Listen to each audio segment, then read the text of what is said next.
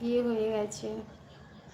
তো এখন একটা কোনো কারণবশত একসঙ্গে থাকা হয় না, তাই আমি কাজ করতে চলে এসেছি এখানে। আমি এখন পিজিতে একা থাকি, এইটুকু।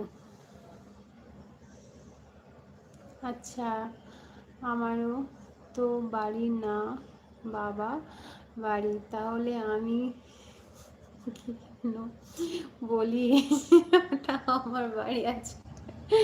তুমি ছেলে, তোমার ওটা বাড়ি, ঠিক আছে? কিন্তু মেয়েদেরটা ব্যাপারটা আলাদা। শ্বশুরবাড়ি গিয়ে যদি মানে শ্বশুরবাড়ি বলবে বাড়ির কোনো শিক্ষা দীক্ষা নেই, শিক্ষা দীক্ষা শিখে আসেনি, ওটা মানে ওটা তখন বাবার বাড়িটা আমার বাড়ি। যখন আমি বাবার বাড়ি যাবো তখন বলবে বেশি দিন থাকতে পারবি না, ওখানে তো চলে যেতে হবে। তাহলে বাড়িটা কোথায় আমার হলো? হুম?